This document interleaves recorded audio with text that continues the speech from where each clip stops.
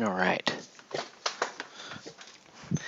Hey, what's up, YouTube? Welcome to Play It Painted Live. Hope you guys are having a good Sunday evening. Happy Father's Day to my fellow fathers out there, particularly the gaming dads. Happy Father's Day. Hope you guys got to do some good Father's Day activities. Maybe that included some hobby. I got to do a little gaming today, which is good. And tonight we're doing a little hobby. So yeah, happy Father's Day. Well, let's go ahead and get started with another one of these. Tonight we're painting, well, we're really just sort of prepping Infinity and Defiance minis. So Corvus Belli minis. And we're in the middle of priming right now. Yeah, happy Father's Day. Thanks, Get Crunk. Get Crunk 007. I like that. So yeah, in the middle of priming here. So we're gonna do what is kind of my standard procedure for priming these days. Right. So, got a little bit of flash right here that I want to take care of before we get too far into the process. Just a tiny little dink. Just get rid of that. You just can't see everything when it's all silver. Can't see all the little tags and whatnot. Okay, so there's him. And then this is the last miniature as part of this particular commission.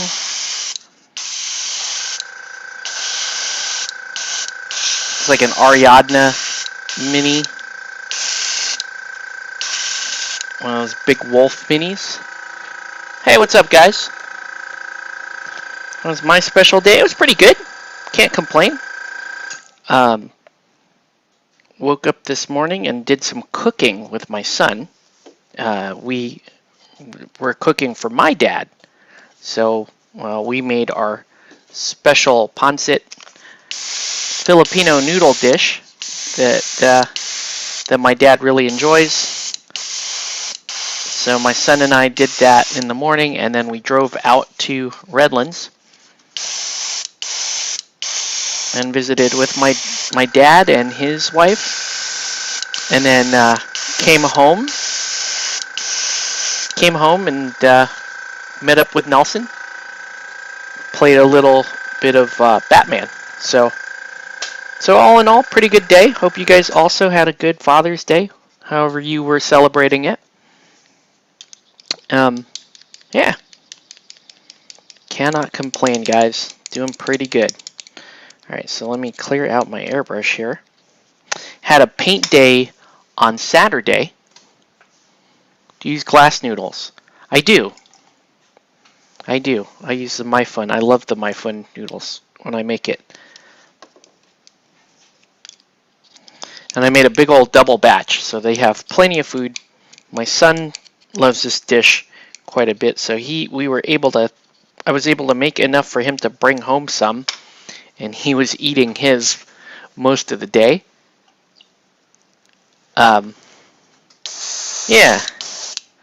So, yeah, good stuff.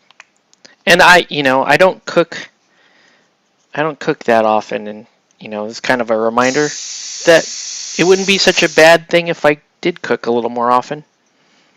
But cleaning up the mess is a problem, right?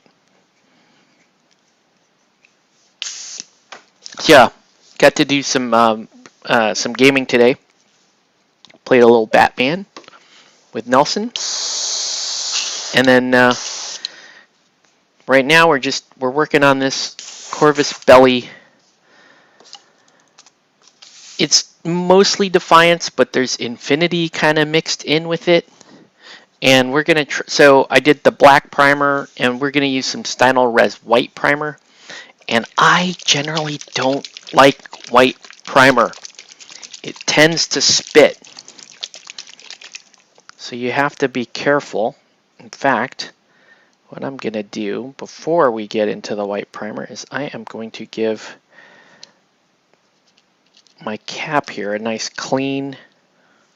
We're going to clean my cap on my airbrush, and we're also going to clean the needle guard. Right, I don't want any excuses for this white primer to spit. Right, and if you have a little bit of paint on the tip of your needle, on the nozzle, or on the needle guard, then yeah, your paint could end up spitting, and white paint loves to spit. You're excited? You're gonna, yeah, congratulations on your house. That's exciting. That's exciting, especially where you live. It's so hard to get property. So that is very, very good. All right.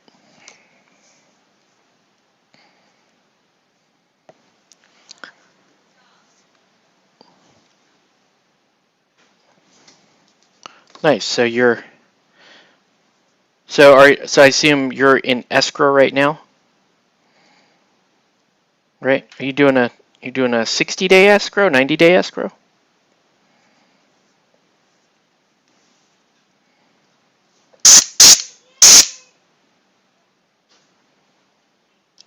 All right. The new house has a large enough garage for you to have a little paint station. Nice. That's awesome. It's good to have hobby space. Hobby space is super important. It's one of the things about the house that I'm in. It's a condominium, but it's a large.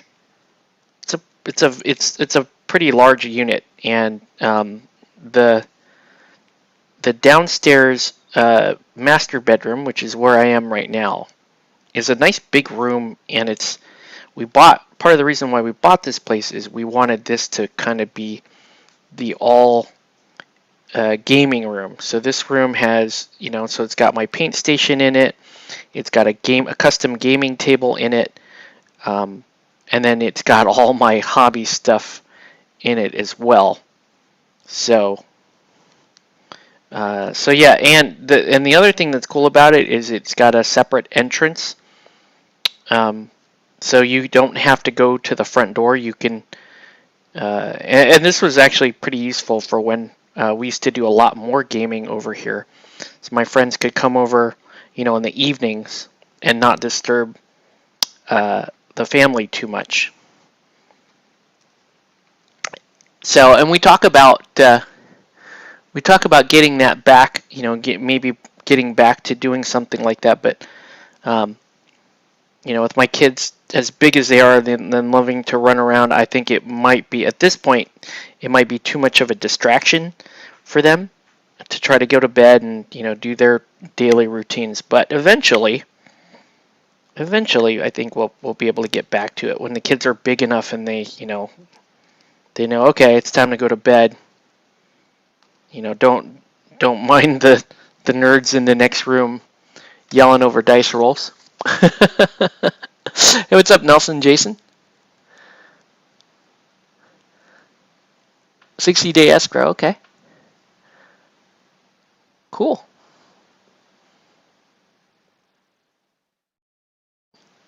I'm going to join, and stop relying on commission, so that's good.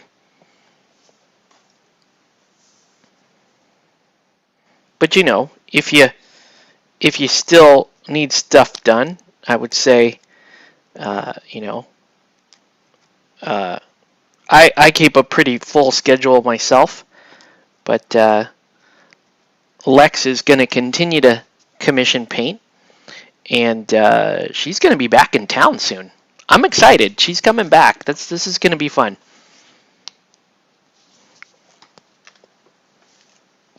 So, all right. Got a pretty good looking stream out of that. Let's see Steinel Res white primer through a 0.3 needle. Is it going to look good? Is it going to work? I don't know. Let's find out. All right, so I'm going to paint. That looks pretty good. This model here is entirely too heavy to be on my model holder.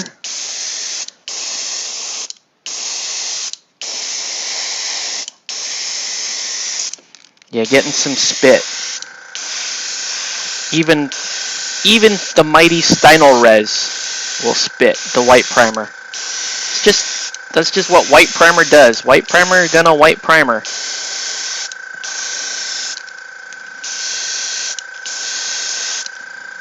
Right? Okay. See all that still spit back here. Alright. So we got that bad boy. Actually. Yeah, he still has some spit right there. There we go. Let's do this one. You're working on a unit of Warhammer Fantasy Dwarves, unit of gunners. You're going to open up... Oh, you went to a demo of Song of Ice and the Fire. That's cool. What do you think of that game?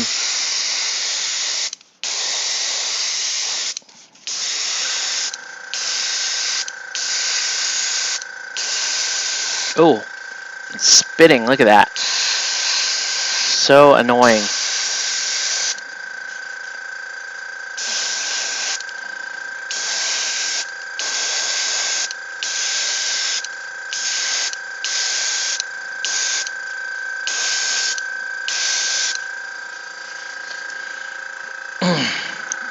Apparently, you need 20 objective cards, more than half are generic.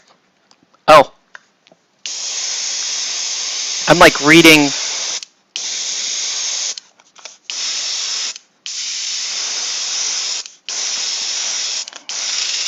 Ah!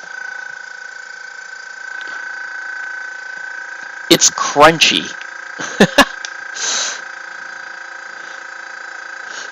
Night models went FFG on you. That sucks.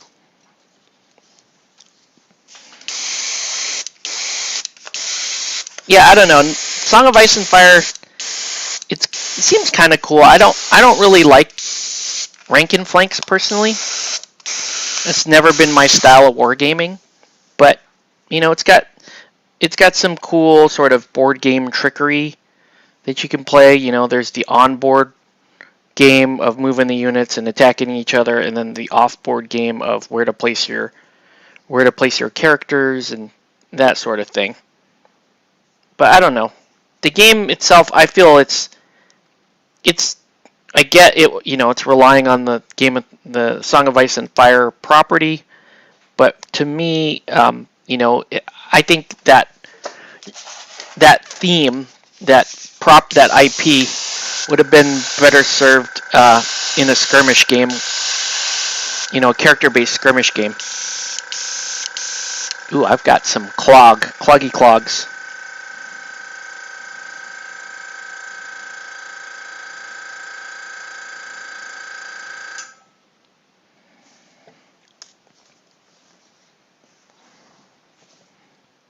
Yeah, they wanted, you know, the game was designed by board gamers. So you're right. They were going for something a little more, we'll say, clever than your typical rank and flank, which is sort of, you know, line up your units, try to maneuver around the guy, and then like stab him in the side. It's kind of...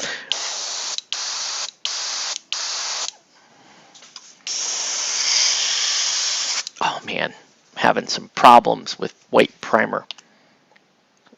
Always have problems with white primer.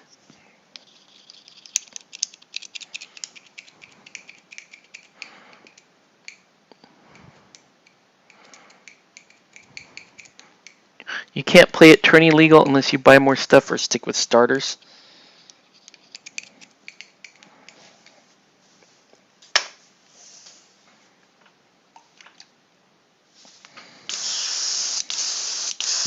Yeah, that is an annoying thing that happened when Batman 3rd Edition is all of our cool legacy crews are no longer tournament legal. Right. And they're working on just redesigning all of the crews to be tournament legal. So it kind of makes sense. That's not unlike what a lot of the other bigger companies like to do, is kind of render your previous stuff obsolete and make you buy brand new stuff, right? I know I always knock GW for it, but part of the reason why they're still in business and a lot of my favorite games aren't in business, right? Because they need people to keep buying things, right? So if we want our game to continue to be profitable for the manufacturers, then we have to accept this idea that they're going to keep making new editions of the game, and that we're going to need new models whenever those new editions come out. Right? It's just how the consumer model works, unfortunately. Right?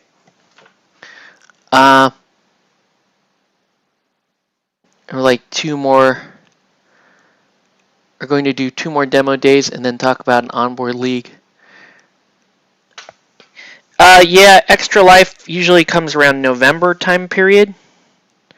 So, tentatively, yes, the plan is to do something, but it's always a challenge to get me up and motivated around, and then by the time we get to that time of year, then I'm fully invested in it. But yeah, I'm always kind of slow to start. I think most people are like that. Man, I cannot. Hopefully I can get this to spray. Let's see. Good old white primer. White primer just never.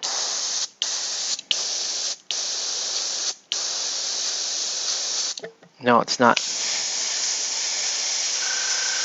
It's not. It's definitely clogged. That's wild. Cannot get white through the airbrush on a 0.3 needle. I guess we're switching to ink. Let's switch to ink. Sorry, Stynylrez. You did not cut it.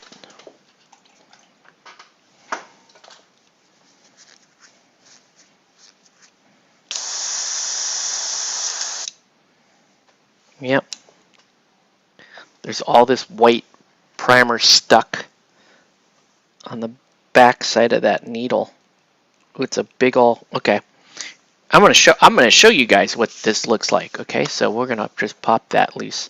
We're gonna take apart our airbrush here so I can show you what it looks like. But there's a big old booger of white primer sitting behind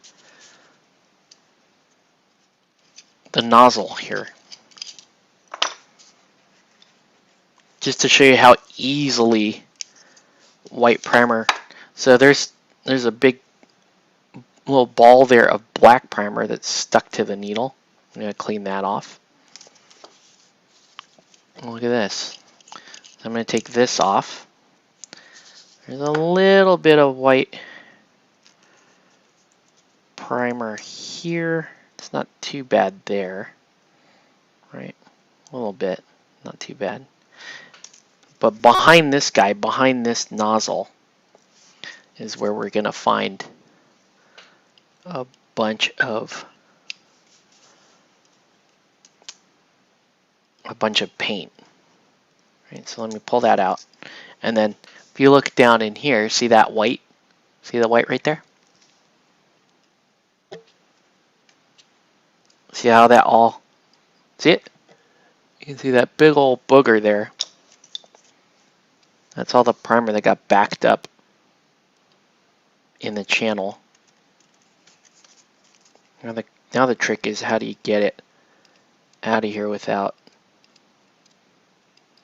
mucking it up too bad, right?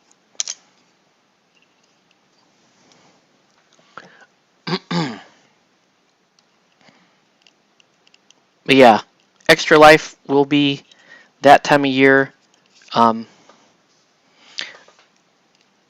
we'll see if it's, I don't know if it's going to be a Guild Ball tournament. I want it to be a Guild Ball tournament. It's just easier to run. Guild Ball tournament and auctions or raffles. But we'll have to see. Ooh, I have, oh, okay. There's all kinds of just guck back in here.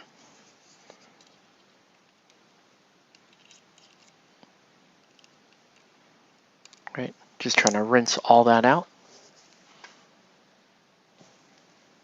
No, you don't want to. You can't. You can't fit a Q-tip down here. It's way too small. You can try to Q-tip inside the channel. Sometimes that works. What I find better is just to flush it out, like rinse it, which is what I'm doing right now, and it should clear out. There's the mother of all boogers right there. Found it. Ooh. Right, that flush worked.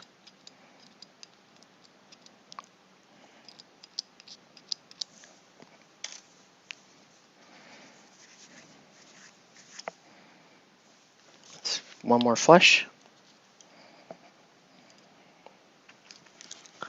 All right. I think we are just about ready to roll again.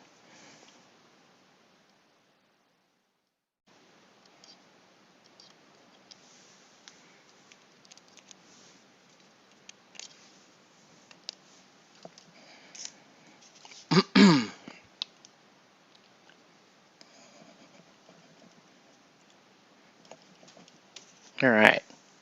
And I can see that I got the booger out. Good. All right.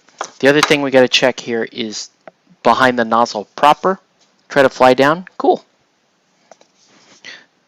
Trips to LA. I mean, I'm gonna get snooty on you. They're trips to Orange County. We don't like to be associated with that cesspool of LA. But yeah, LA area sort of. But yeah.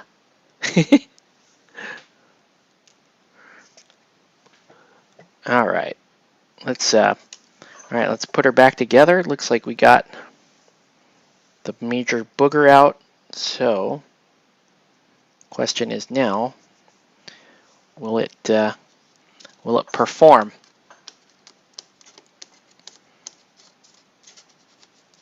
I don't think. Well, actually, I don't think LA. They probably don't care about being called Orange County, but Orange County, they definitely do not like being associated with LA. What do you guys think? Am I making that up? Is that just my perception of it? That is sort of my perception of Orange County and LA. It's like LA's that gross, weird spot, and that's like full of hype. But you know, Venice Beach is okay, but we like our beaches down in Orange County. They're cleaner. You're not as likely to get stabbed or shot in our beaches. All right. So here we go. I know that was not very interesting, guys, but I had to do that in order to finish priming. And I'm wondering now, should I continue with white primer or should I just altogether swap to white ink? A white primer is going to be at least more opaque. Ooh, that's nice. Okay, I think we got it back. Yeah, LA is no longer the nice.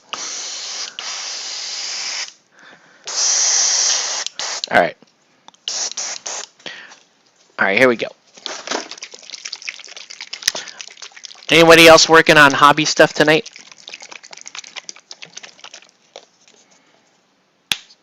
Okay, we're going to try a white primer one more time. And then I'm probably going to immediately regret it, but let's...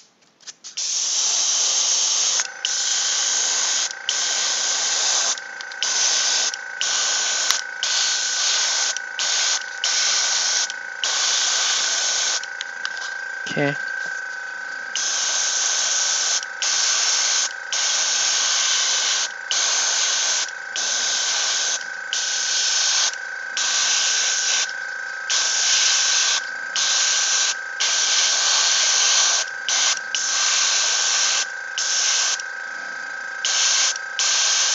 Backpack thing looks kind of weird.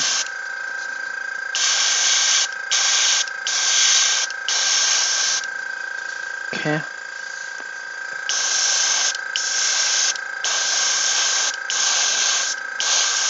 I don't quite understand this sniper model.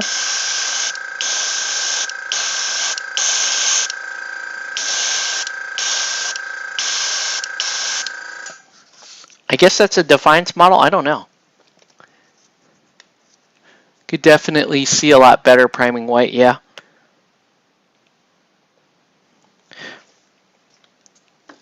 Yeah, the issue is white is so difficult to get out of an airbrush nice and clean because of how the pigments in white primer. It's real chalky. So we've got these large pigments sitting back there behind the airbrush that can spit and clog and do all kinds of bad stuff.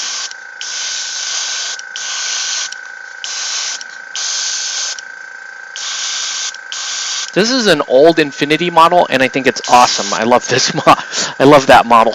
Super cool model.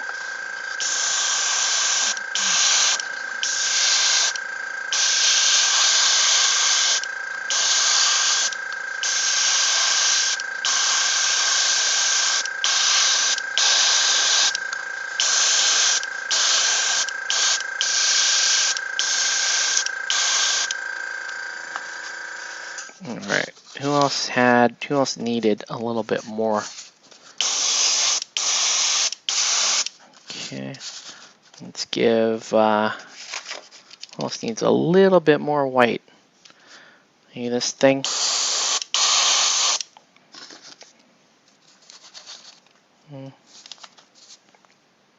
Maybe Padre Mendoza.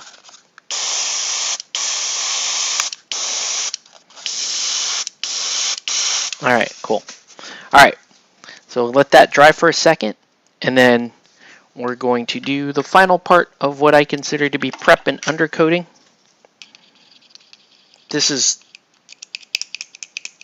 maybe not as critical on Infinity Minis, but it's going to be kind of nice. And I can show you on that Aleph model that has the dog thing.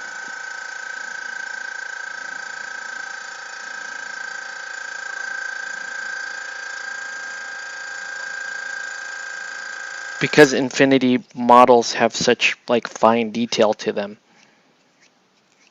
they're very frustrating for people to paint because people often lose, during the act of painting, even reasonable level painting. It feels like you're constantly giving up some of that detail. I didn't get Mendoza. This is Jose's stuff.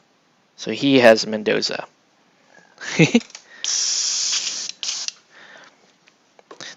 This is a much cooler piece to use for Aristea, though.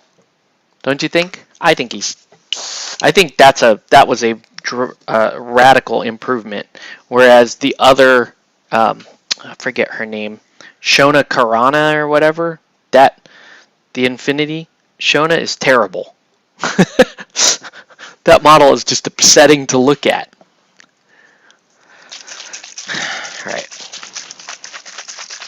Anyways, let's go ahead and so I hit these with a gloss varnish after I prime, and that just gives me a little bit more open time, a little bit more control, and because I like to use washes a lot, this is a nice way to help control all that washing I like to do.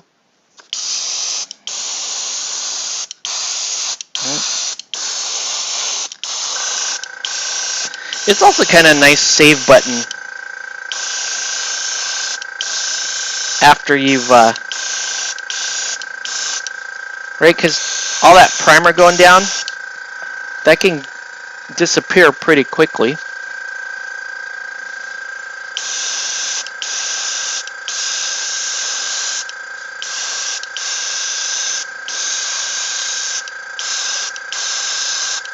But yeah, this Aleph model should show what I attempt to do with those types of models, with these Infinity type models, and why I like this method of hitting it with a varnish immediately after you prime. Right? Because I like to do this, and then I like to color block, often with contrast paints. And contrast paints are actually kind of nice over a glossy or semi-glossy surface. Grab some sushi? Sure, dude. Yeah.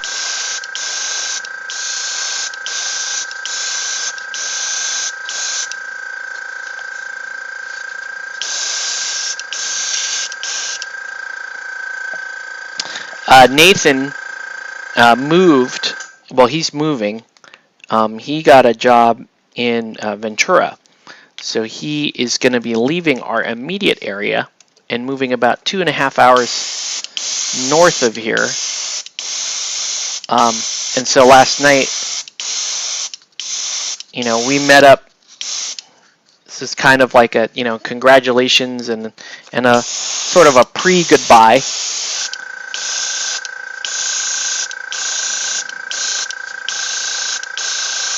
We met up at Gamecraft and had a couple of beers. I'll show you what I use for gloss varnish. So that was fun, just sitting back and talking with the gamer nerds, convincing a bunch of people to come play Batman with us.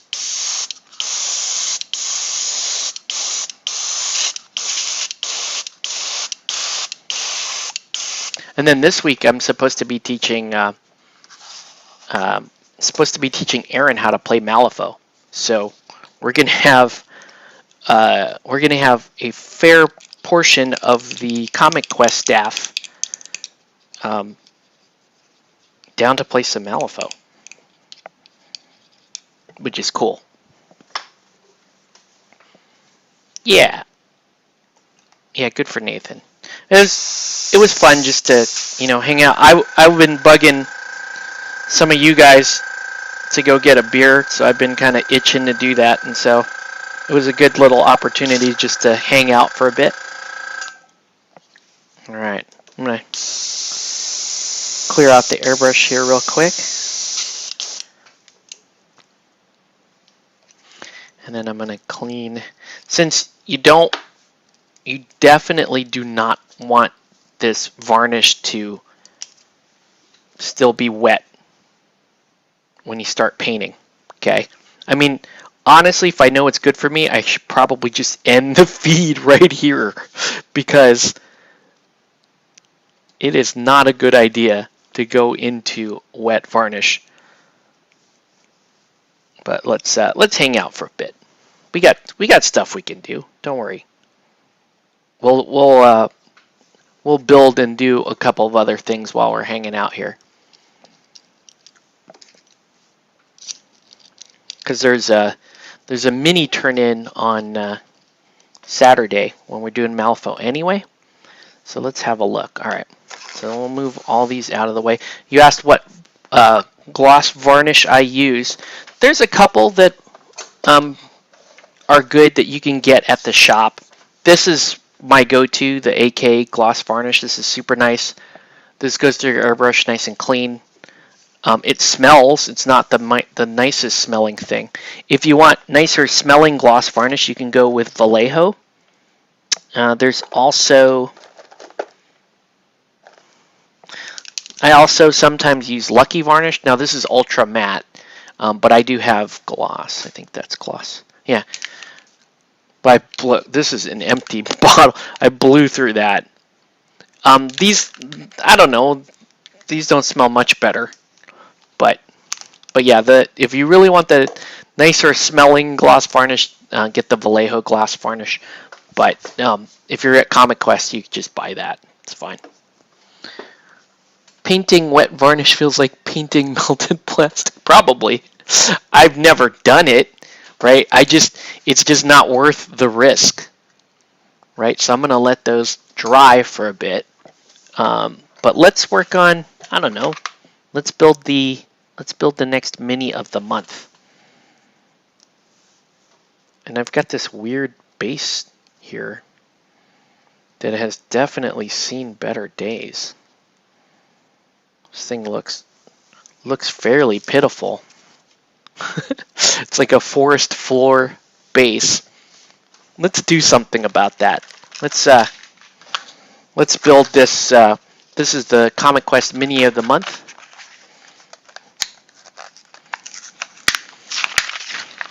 Let's do some pinning and metal building that is not related to a commission. Oh, sorry.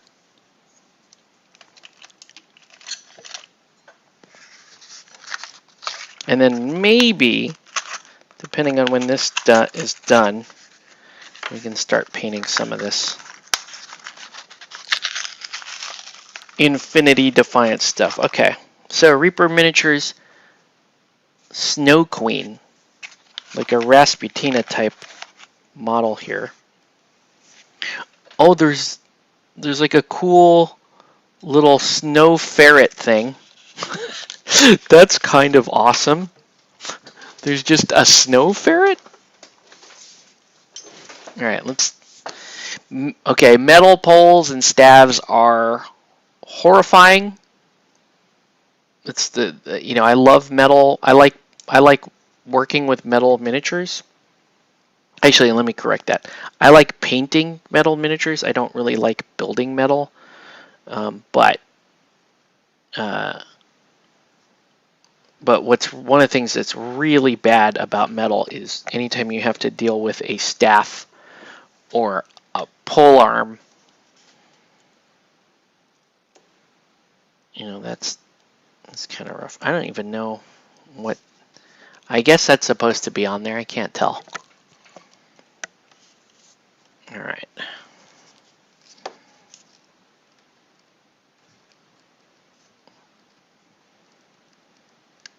Okay.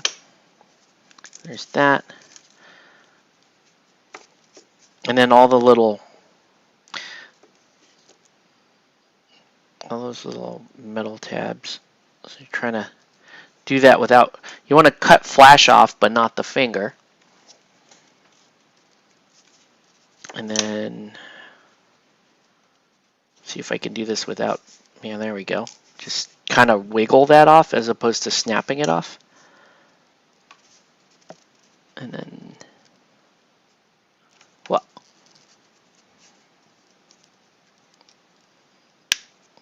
okay. And then these huge tabs, these suck. I hate these. Right, I get it. If you're gonna put it on, this bottle has a lot of stuff I don't like, but look, if you're gonna put it on the slotted base, right, for people who don't do much with, they just want to glue that in, fine.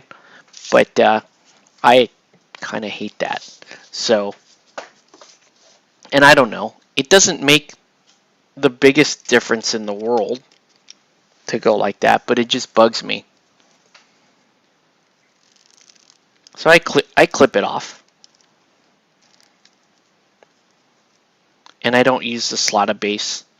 And the only thing that bugs me more than a round slotted base is a square slotted base. I hate square bases. I cannot explain this to you guys, but I hate square bases. Absolutely hate them.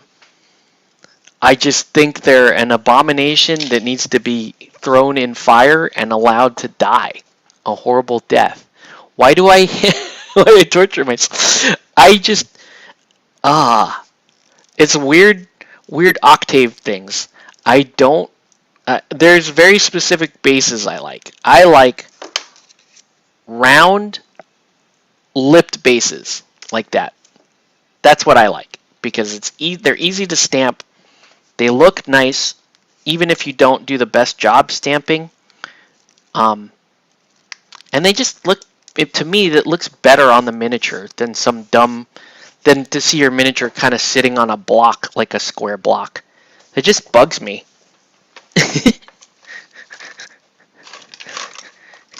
You guys can tell me if I'm the only person that feels that way. I may be the only person that feels that way. I doubt it though. Yeah, you don't want to be confined to a box. I just think it looks wrong. And Warhammer Fantasy, and I guess AOS doesn't even use them because AOS went to round bases, but Warhammer Fantasy and Rank and Flank, you paint your models on square bases and then you line them all up in these nice little blocks and march them around the board that way. And that's just, I don't know. It's everything just everything about that just bugs me. I will also admit though too that I don't even like hex bases much. Hex bases also bug me as well. I need to have round bases, and I don't even like these kind of round bases. Those bug me. I don't like flat round bases. I want to have a lip there so that when I stamp it, it looks cool. Square bases are for children. What's up, Matt? See? Matt, you come in Saturday to the Malifaux thing? Yeah, dude, I don't know. Those bases bug me. I could do something like this, right, and just kind of shave some of that off. Could do that.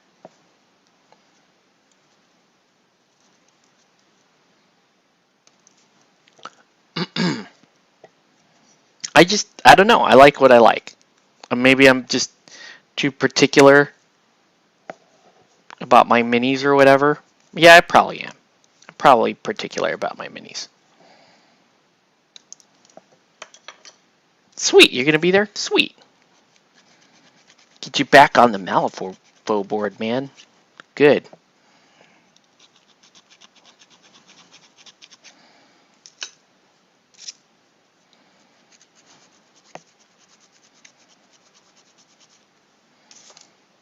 But yeah, I'm hoping for a pretty chill day playing Malifaux. I know that it's relative, right? For me, Malifaux, my version of playing just a chill game of Malifaux might be considered like crazy negative for somebody else. It could also be like too casual for somebody else, right? You're a base snob. I am a base snob. Tried to finish painting a crew, but currently trying to paint 3 different ones. That's a fairly common problem, Matt.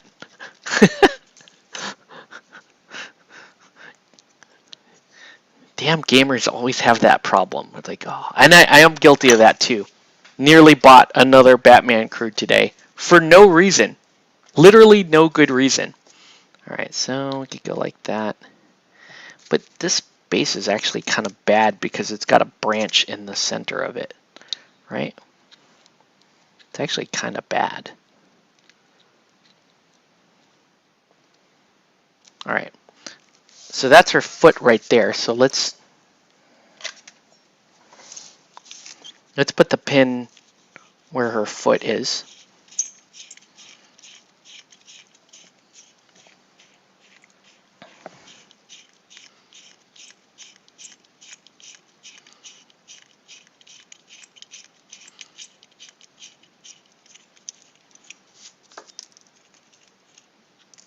Cool.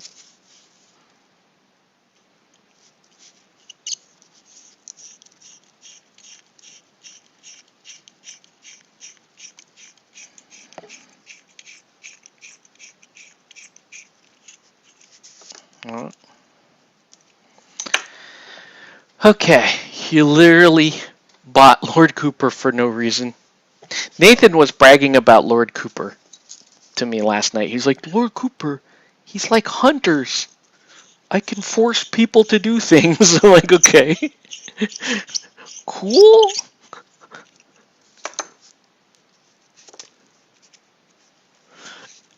I mean, a lot of Malifaux like playstyles. Hey, Larry.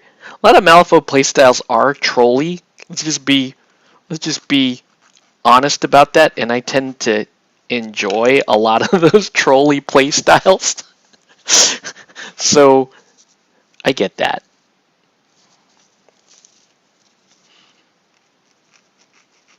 Okay. So just square this off here. See if I can. This is probably ill-advised to try to put a pin right there on the wrist, but let's do it. Right? Worse things have happened. Right? If I do this carefully enough, I can fit a pin right there in the hand, which is going to do a much better job securing it than that little metal nub that was there. Right? I just have to be very careful about this, about putting this channel in. Ooh, just because you will impale yourself like that. They do have hunter vibes. Is Liquitex varnish garbage or more for brush applications? That's fine. Liquitex varnish is fine. I use a lot of the Liquitex matte medium, and I use their acrylic white ink. I use that. So they have some good products there.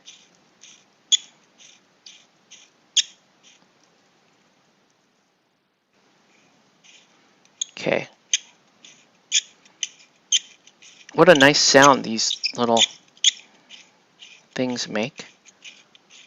Okay. Also, you have to be careful not to drill all the way through the hand. So don't do that.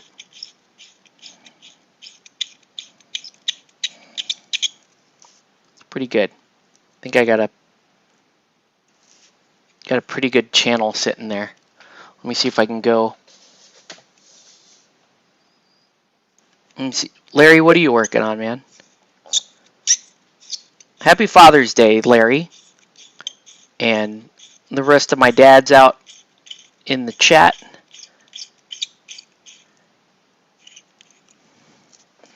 I like being a dad. It is one of my, easily one of my favorite things in life. So, very good day. Okay, here's another conundrum here. So you've got, so this kind of sits on like a Y joint here, right, like that. And if I want to pin it, I've got to pin, these are going to be some really tiny pins, but let's do it, right? What's the worst that can happen? I impale myself a bunch of times? Sure.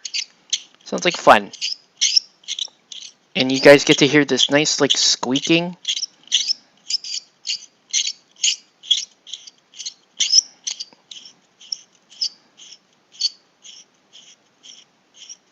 Do you want me to oil that so you don't have to hear it? Right? It's right here. It's that joint right there. Watch this. Watch this. Whoa. That was bad. Okay. Here. This is just for you, audience. Right? A little. Right? A little Tin Man from Wizard of Oz action right there. Let's see. I don't know if this is going to work. Let's just try it.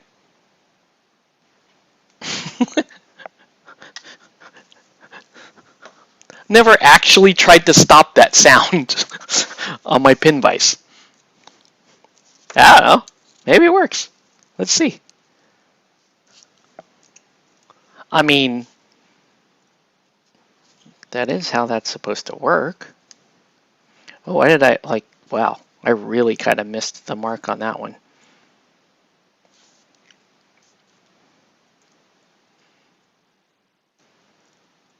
Why is that channel that way?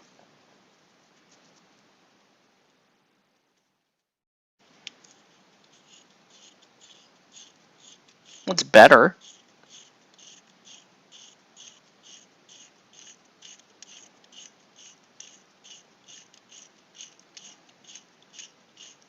See, now it's just the metal munching, not stepping on mice every step of the way here.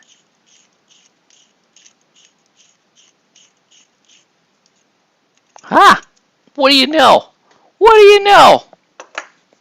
We have, ladies and gentlemen, we have improved the design of the pin vise. It's not just there to sound like the desperate squealing and dying of a rodent. Okay, good. Now let's let's clip a couple of pins. You're working on the MPCs for Curse of Strahd. 70 down. Wow, that's a lot of NPCs. Right, so I'm going to need 3 pins.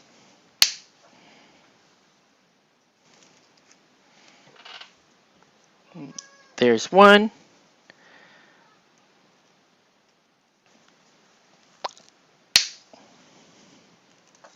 Sometimes the tension is so high on these when you snap the pin that you can't find it. That's the pin right there. Wait, where'd it go?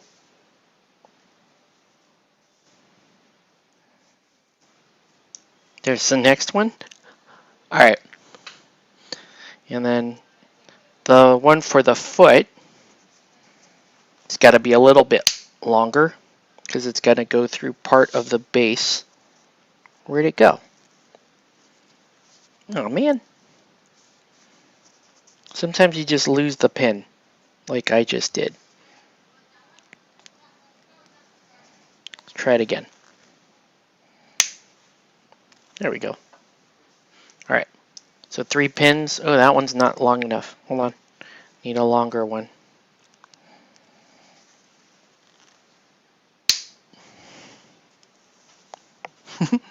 Yes, it is. All right. There we go. Now we got our pins.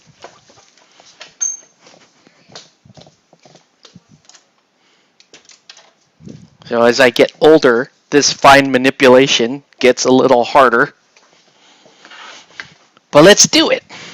I used to pin just you guys remember that? I used to pin every single place a model joins another piece.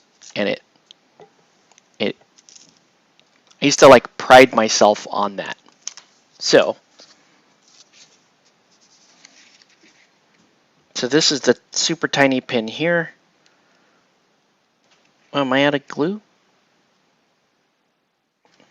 Okay. I think this pin is long enough.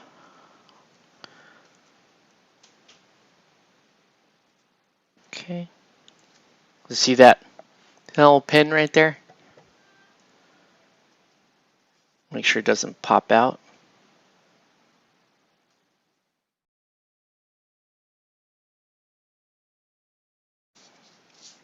Actually, this pin's not even really going inside.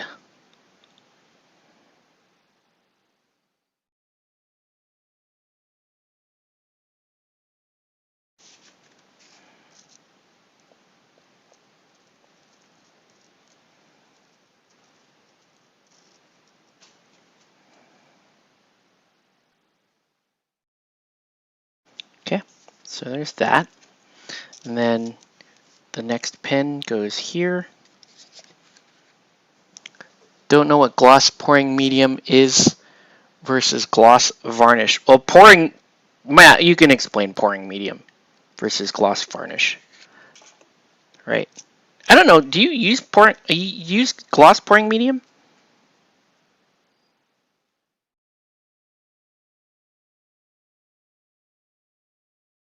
Short answer: do not use gloss pouring medium for miniatures.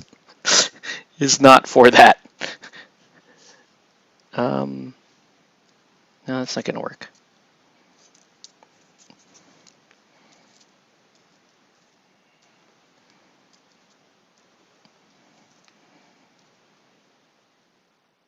There we go. Ooh. Right. See if I can get this to just tilt the right angle. There we go. We'll let that dry like that. And then we got to put the foot in. The pin in the foot right there.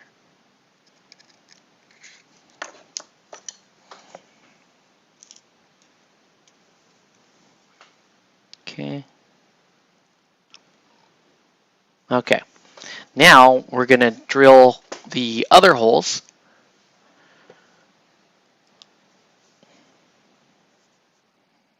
Yeah, pouring is a totally different art technique. Yeah. All right, so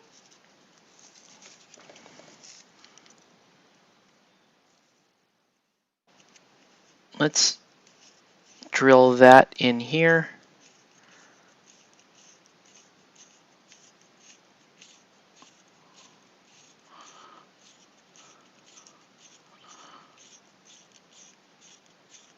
Right. So she's holding the staff out in front of her like that. Yeah, these are very tiny joins on these minis, so you do have to be, pretty careful about them. The good news is, though, they do actually provide a lot of stability on some rather fiddly parts, right? So I I like to teach people that you should pin, but I know that most people will not pin because of it, just how hard it actually is to pin some of these joints. And after you've built metal Batman, metal the old Corvus belly kits, you have the scars from that, then it's not too bad. But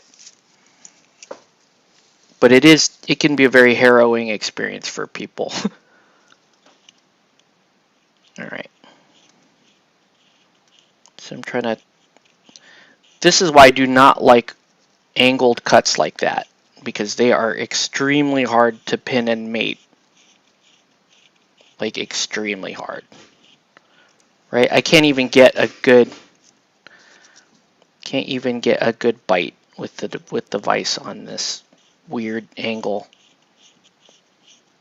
But let's see. I mean, sometimes I would, on an angle cut like this, I would just literally throw the pin right on the crease. You can hear my 4-year-old still awake.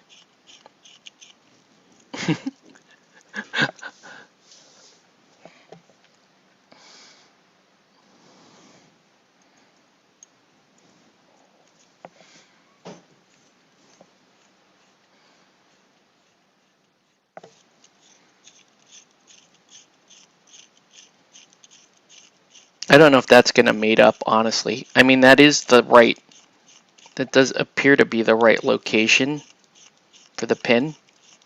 But because of the angle, you never know if you've got the angle right on these angle cuts right here. So we'll see. Now, sometimes when I make a bad join like that, then I just give up. It's like, okay, well, if it's not going to fit correctly, I'll just pull the pin out. Right? That's the worst that can happen, is you just pull the pin out and you're like, okay, that is not going to work. So, all right. So yeah, that does look like it's at the right location. But I would rather go a little bit deeper on this than I need to, just to be sure that it's going to fit. Just make sure you don't go all the way through her shoulder and neck.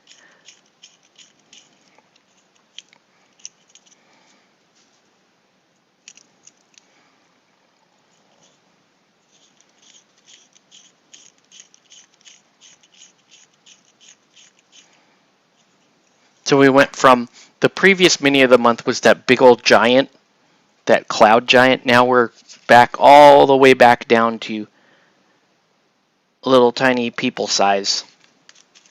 All right.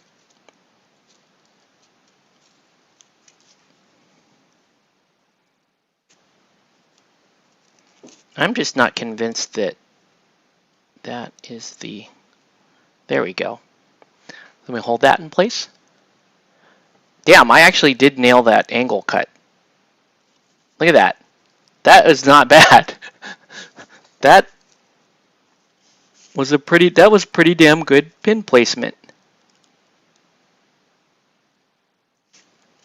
Yeah? Yeah? Look at that. No one's gonna know. No one's gonna know what kind of cool skill was involved to do that. But we'll know. We'll all know. Alright. So there's that. And then oof. And you want to try to get this pole as straight as possible before you attach it, because once you attach it, it's going to be hard to adjust the straightness. I don't know. I don't know if this one's going to work, but let's see. You're trying to get him to do a BattleTech mech next. That'd be kind of cool. All right, I will support you in that vote, Larry. Let's do that. We've been doing all, human or living or even undead, but we haven't done anything that's like pure machine to this point. Wow, my pin on that hand is way big.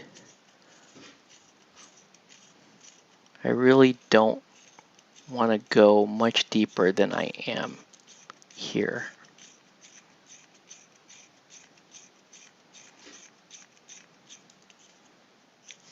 That's a pretty deep channel in there. Yeah, I would like to do a BattleTech mech. That'd be kind of fun, right? As long as there's enough available for people to buy. Sure. Or even just a robot would be fun. Ah, need to go about a millimeter deeper.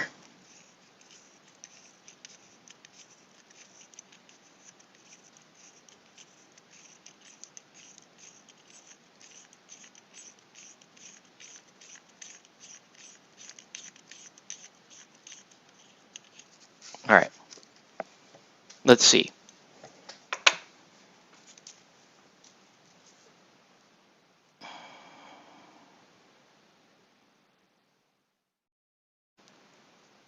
Oh, just about. Just about there. Let me do like not even a couple of full turns. Just by that last little bit. All right. And I think we're good to go. So let's do this bad boy.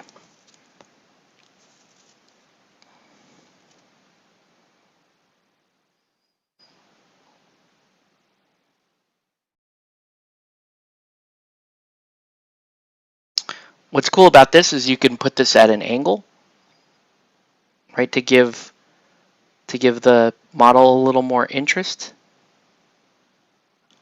I think that's a pretty cool angle right there. Let's see if it will hold. So I'll hold that hold that in place for about 20 seconds.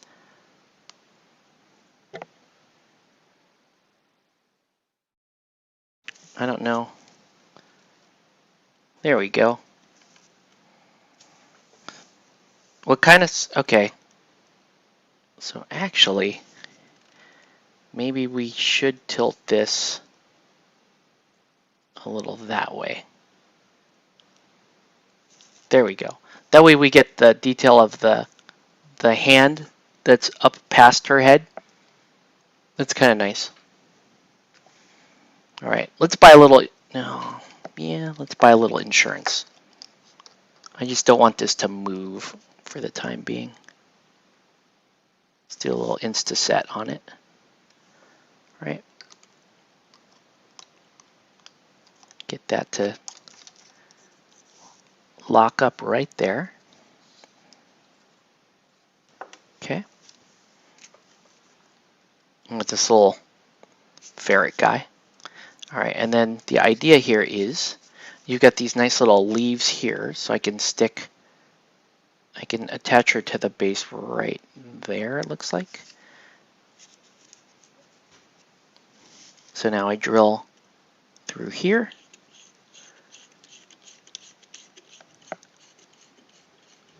How did paint day go? It was very quiet. It was the opposite of the previous one. The previous one was jam-packed. Me and Kelly think it might have to do with maybe people not realizing that it was indoors, and with how hot the weather has been, maybe more people were just sort of like, nah. That's what I think. But yeah, it was super quiet. Here's the. I'll show you guys the dire troll in a second here. So we got some painting in. My son didn't want to go this time around. I think kind of fatigue. I think he was like thinking about how long he was at the last one and not ready to jump back in. Come to think of it, I don't even know if I mentioned to my son that it was indoors. Maybe that's why he didn't want to come either. Ooh. Now this dress is making that a little odd, but let's go ahead and put her down like that. Yeah, that base kind of sucks because of the branch that's in the middle of it.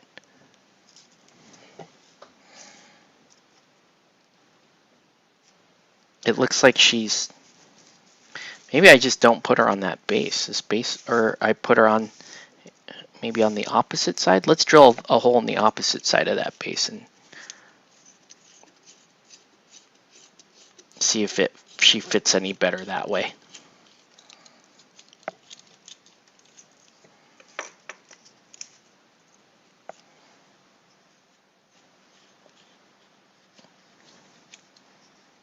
Right. Yeah. I don't think people knew that it was indoors, and so they were all checked out.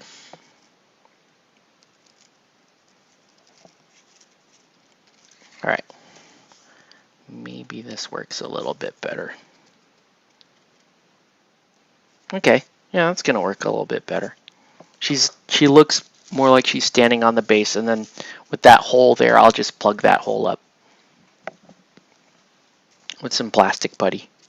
Okay, let's actually, I have the perfect plug for that hole. It's called this little ferret thing. Let me just put the little ferret right there. Let's do it. Put the little ferret down right there. Go snow ferret.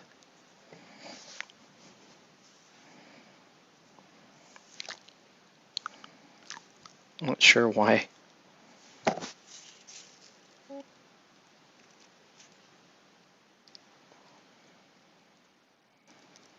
There. Snow ferret is part of the action. All right, let's let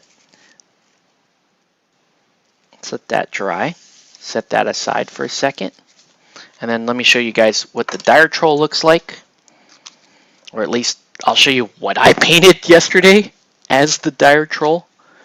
Probably going to be a little shiny on camera, but here we go. So here's the dire troll. Much bigger model than I expected. Lots of eyes. Lots of eyes. I don't know how well that's coming out on camera. But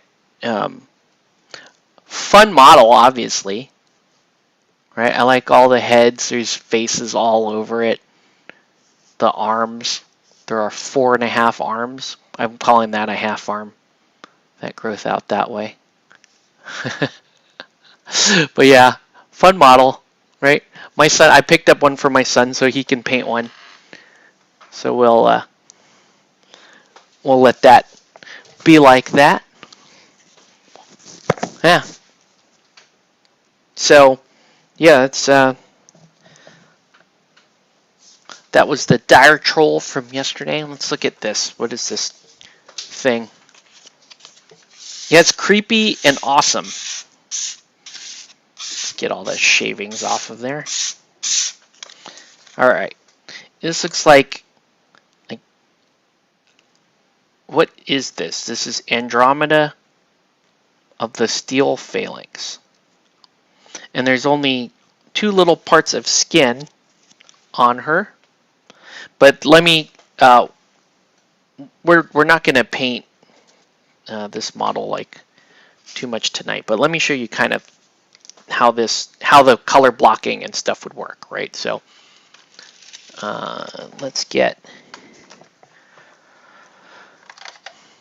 we're going to color block with contrast paints.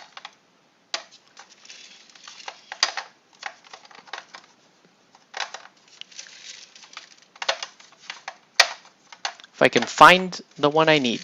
Maybe we won't. No, seriously, where is it? Maybe I threw it in here. Let's see. Oh. Yep. All right. So we're just gonna do a couple of spots here of Gilliman flesh.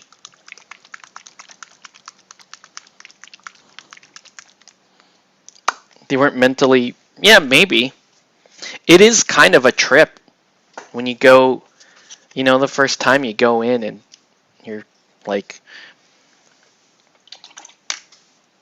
people aren't wearing masks and you're just in close quarters, right? Suddenly all those rules that you were conditioned to follow for 18 months or whatever, they're gone.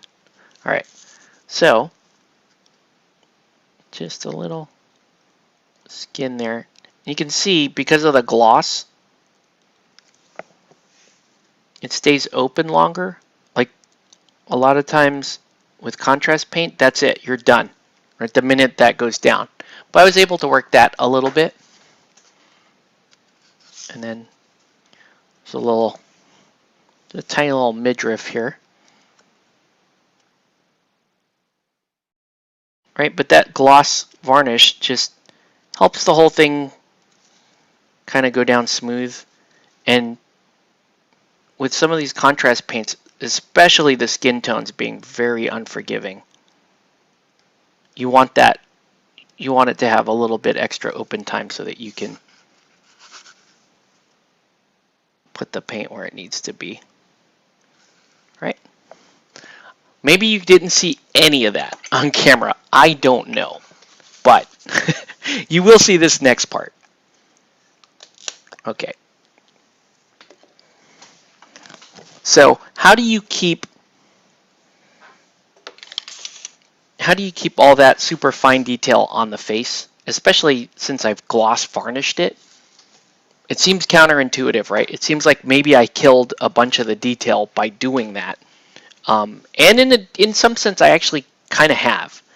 But here's a cool little trick.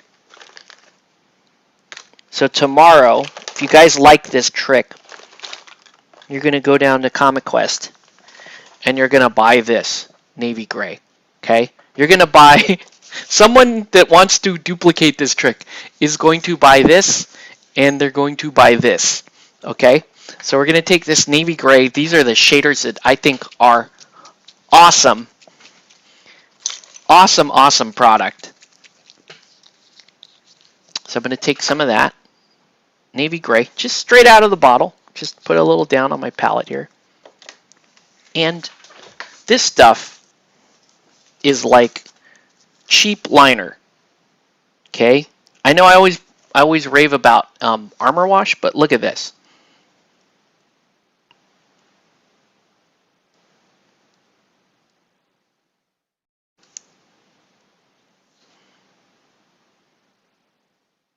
You want to talk about Stormtrooper trick? I'm sorry. I mean, you guys can still pay me to paint your Stormtroopers. I'm happy to do it, by the way. But if you want to do it yourself, just watch.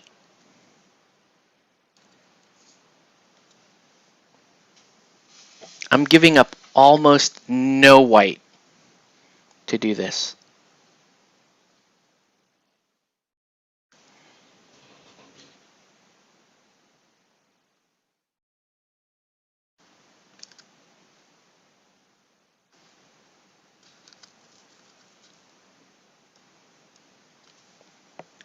Are you seeing that?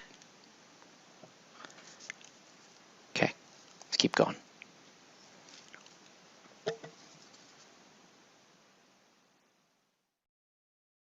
Okay, now you can start to see some of the gray. But is that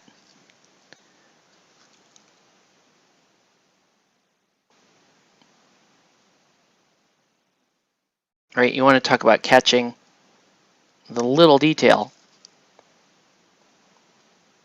And because it's on a gloss varnish, you can pull most of this off if you want. And it's actually, this behaves better, in my opinion, than armor wash.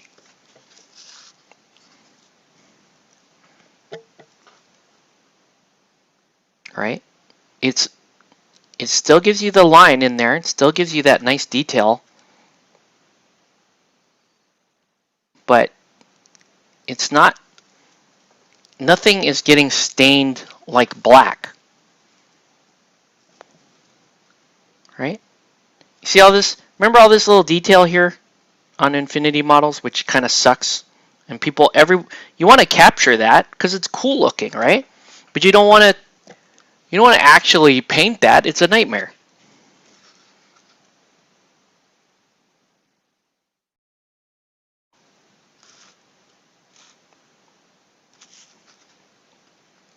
Okay, so now that you guys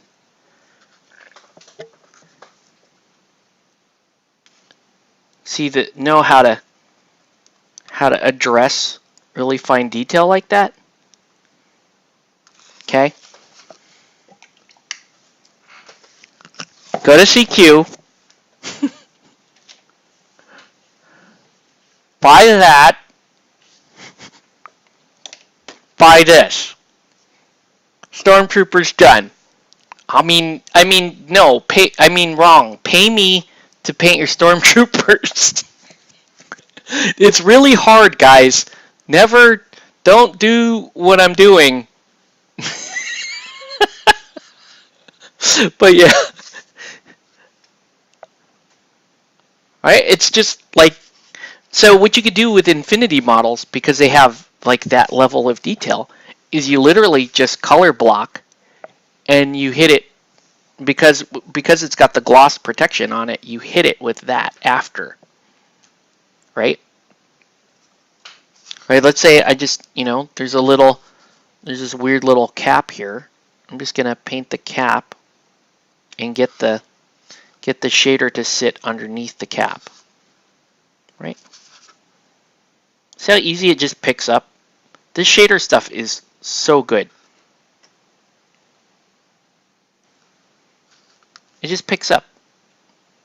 If you're working on really, really fine detail like that and you don't want to lose it. If you're looking at this, I wanted to commission refund for all my troopers.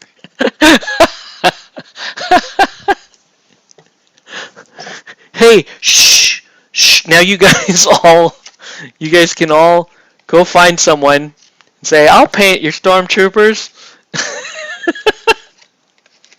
It's okay. There's a little bit more to it than that, but you can see just how cheating that is, right? Just to do that, right? Let's go ahead and let's just do the whole line, even though you'd still want to hit the off whites and all that kind of good stuff. But watch, let's just do. I'm literally just gonna do the, let's just do this. Let's just do a bad job. Let's just slop this sucker on and move the wash around. You can see that it's getting, when you do it this way, if you're going to just kind of mass produce it, you do give up a little bit of color, right? But try doing this with Nuln Oil or Armor Wash, even the mighty Armor Wash. Do it. Try doing this. It's not.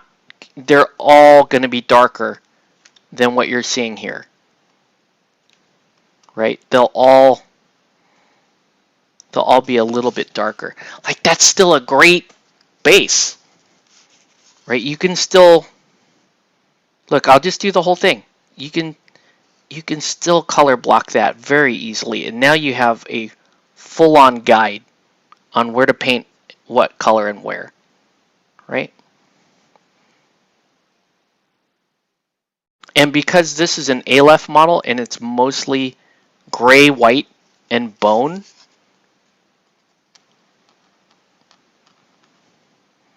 this is why I love painting Aleph, for one. Aleph is such a cool, it's such a cool aesthetic, in my opinion. But yeah, this is just like, okay. And then you just let this dry.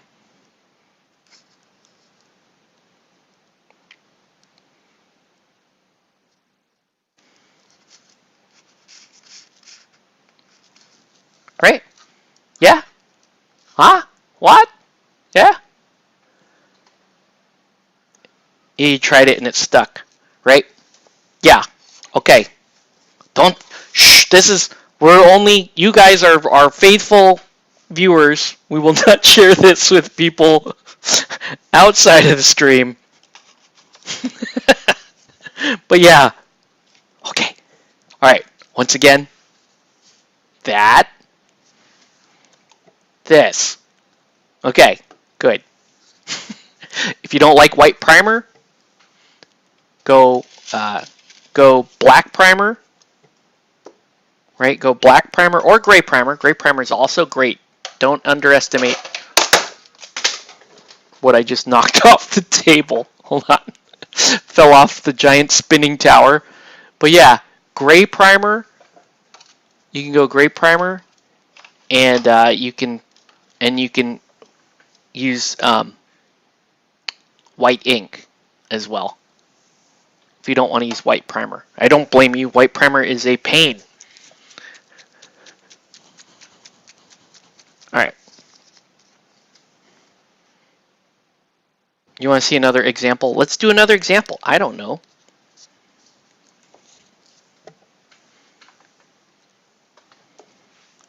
Let's do a couple of right. This model here has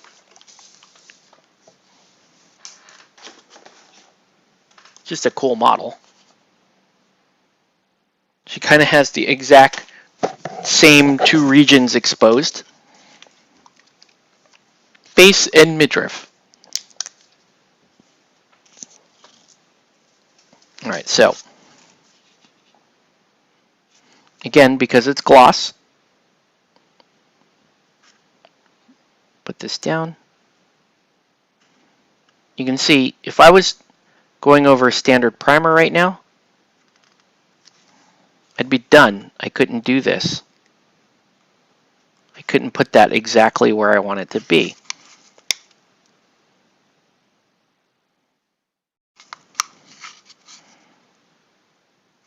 Right? And contrast paints tend to be, like I said, very, very unforgiving.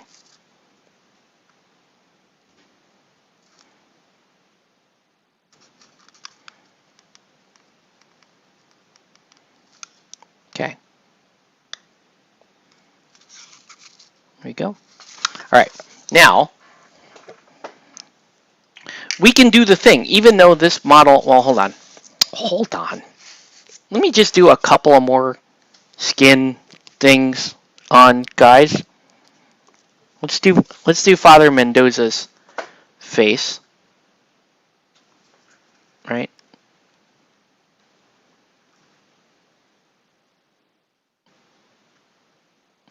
What I like about this too is sometimes over just regular white primer or gray cere or whatever, the skin tones of the contrast skin tones, they settle in all kinds of variable color, whereas this is going to be so much more consistent, right? That Gilliman flesh is pretty good. And I can even like apply it to give myself some additional shadow if I want. It really does not require much. Okay. All right.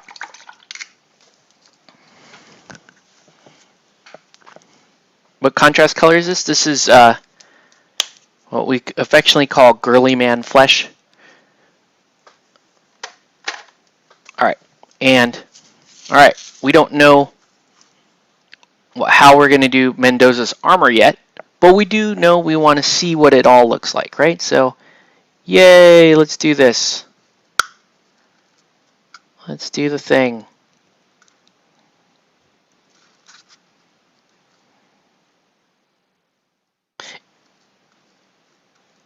And yeah, you can see it's going to gray, but it's such a lighter gray than, you know, Null oil is actually the worst to try to turn into a liner like that. Armor wash is easier, but this, in my experience, this is the one that wins. These little shaders. You can also do this with, hold on, let me show you some of the other colors. I think it's called Starship Filth. You can also do it with Starship Filth. You can also do it with Black Ash, I think it's what it's called. So you can do it with multiple colors, but navy gray is my favorite because it is the least darkening. Right? Still gives you that, still settles the detail in where you want it to settle, but it does not, it doesn't just, the model just doesn't look oily black, right? It actually looks pretty intact.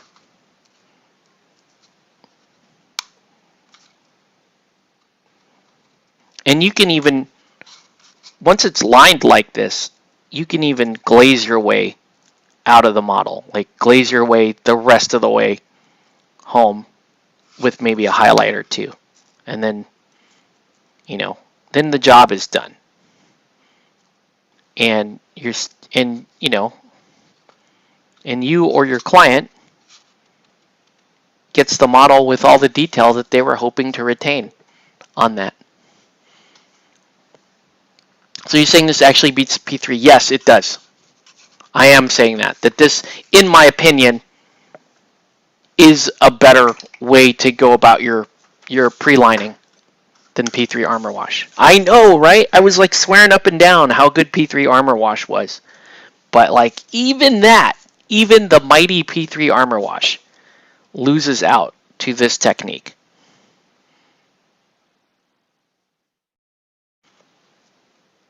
Right? These wonderful shaders. The shaders are, and they're just so, they're like 1,000 times easier to work with than contrast paints or Citadel washes. And yes, they are easier to work with than P3 inks. Right? They just, if you were going for a model, you just wanted a detail model without, you know, really any color. Let's say that was the color scheme. Was this, you just wanted to, you know, make it this gray color. Like you could almost just hand the guy the model back like this and go, here you go. Cool. You like? Cool.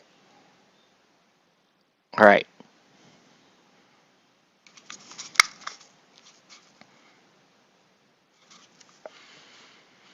All right. So just do that. I don't know. Are we questions, comments, threats? Maybe Nelson's got threats for me. What do you mean? That's how you paint Infinity models? Yes, that is how you paint Infinity models, guys. Look at this. She has this cool, oh, that's cool. Let me see if I can just paint my way around it.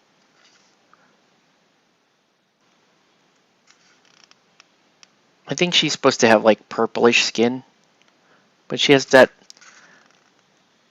she's got a sand power gauge.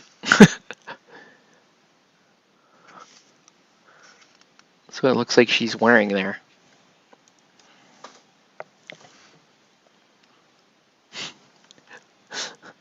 What is it you're using? Yeah, contrast paints will often pool in odd places, but if you are, like I said, this method actually helps. It's still not 100% foolproof. Like, you still have to be fairly careful, but it does help. Oh, hey, Spaz, I'm using contrast paints Gilliman Flesh here on this model. What's her name? Ada, forget, from Defiance.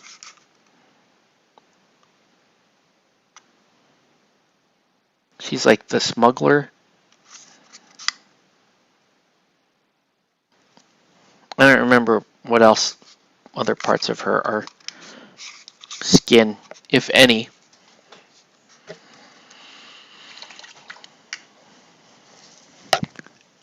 Yeah, let's get some pre-lining done on some more of these. I know she's mainly like green, and I think she has like kind of an orange underneath that coat. It's like Hakislam type colors.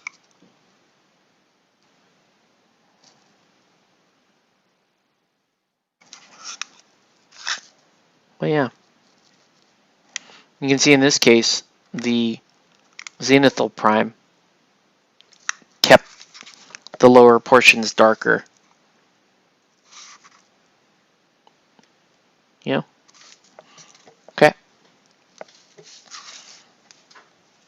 I mean, should I just do them? Let's just do all the skin. Why not? Why not?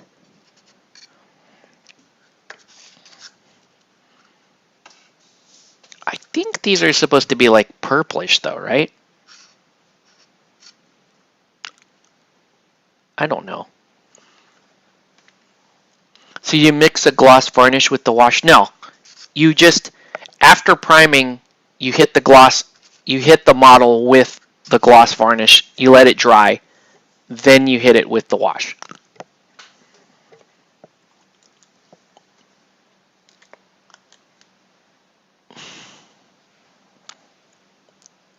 What ratio?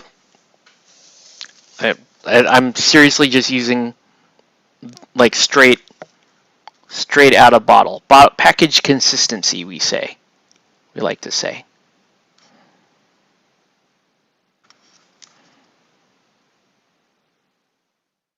Right.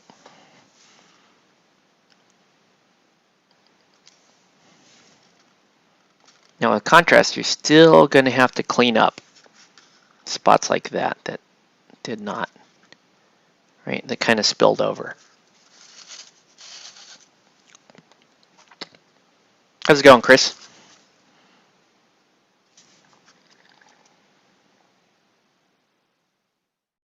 Did I just lose all my local clients doing this? Maybe. Showing you this cool little trick.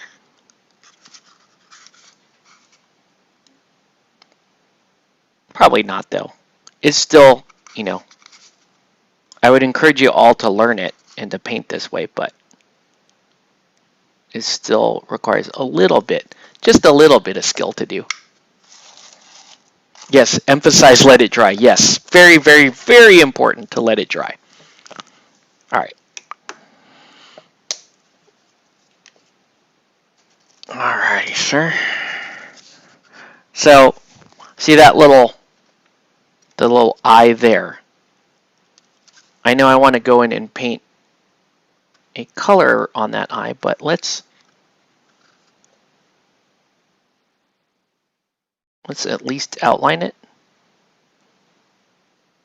Make sure we'll be able to tell what to paint and where when the time comes. Cool. I don't know if their skin on these guys are supposed to be like purplish, right? I don't remember.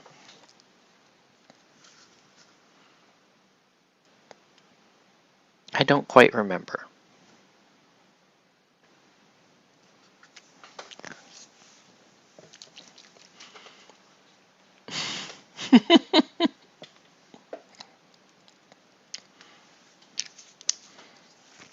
All right.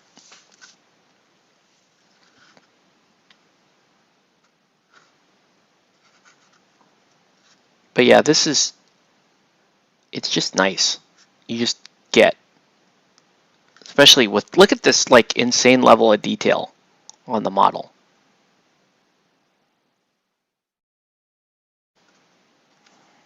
At the very least, it's providing you a roadmap of where you need to go when you're painting the model. Like it's showing you, okay, here's all the fine detail.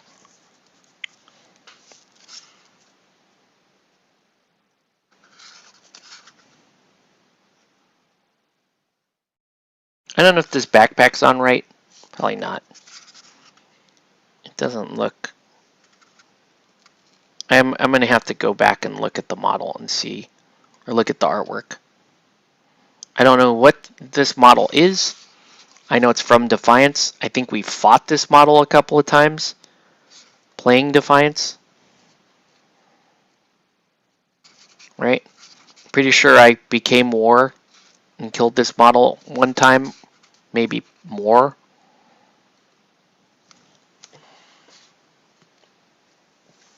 But yeah.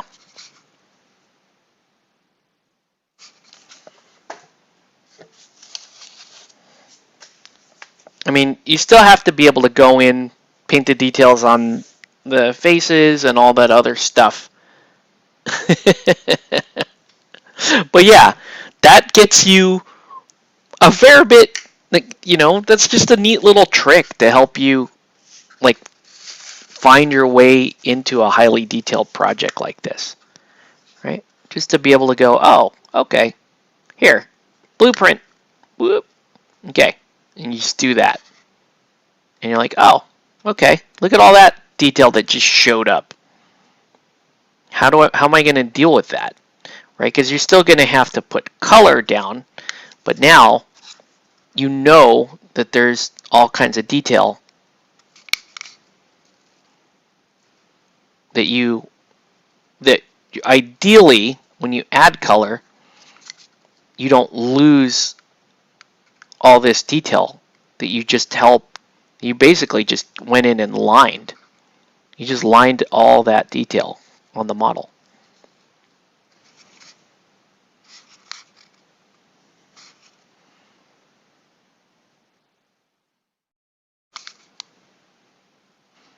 Any other questions, comments, threats? Okay.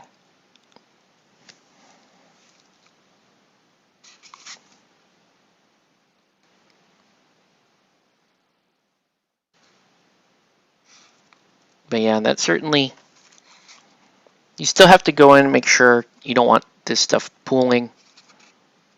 But you can see, like, if that was contrast paints and I caught it that late, I would have been in trouble. You wouldn't be able to fix that, right? If you want Mendoza for yourself, oh, cool. I might. I don't really play him in Aristea, but like that's a pretty damn cool sculpt. I might want him. I don't know. Oh, it's not letting you post the link. I guess. Go ahead and just you can just PM me the link. I don't know if maybe I want him just because I want to have all like really cool metal alts for Aristea. which, by the way, still a great game. We just took a break from. Still a great game. Still one of my favorite games. I think you guys that play Our Stay with me would agree. Still a favorite game. Very convenient, you know, can play plenty of games without wanting to end your life. Like, that's important stuff.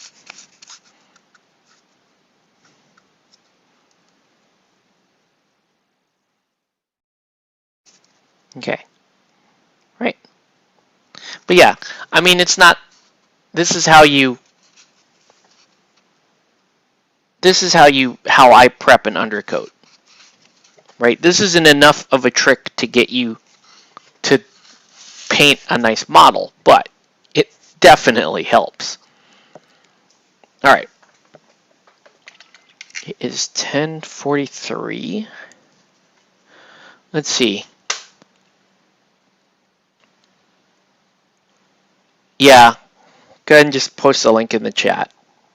I mean, in the just PM me the link. Maybe. Can I pull it? Maybe I can post it. Let's see.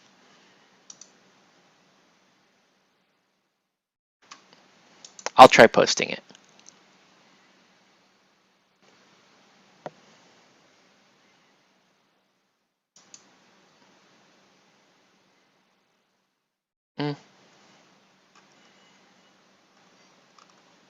Okay. This one I'm not going to do right now. So we'll have to figure that one out a little bit later. But yeah. Mendoza with Maximus. Yeah, that's like the impossible to kill team. The ultimate tank healer combo. But it's a tank healer combo, but with the way fire works in Aristea, Mendoza can nuke people that roll poorly. In other words, they roll well on orange dice when it's their turn to suffer the fire. But yeah. Okay, but we'll give it another couple of minutes. I really don't, like I said, I'm not looking to finish anything tonight, but that is a very nice kind of head start into the project. You can see, right, like that model is mostly going to be white, so that model is actually pretty well along.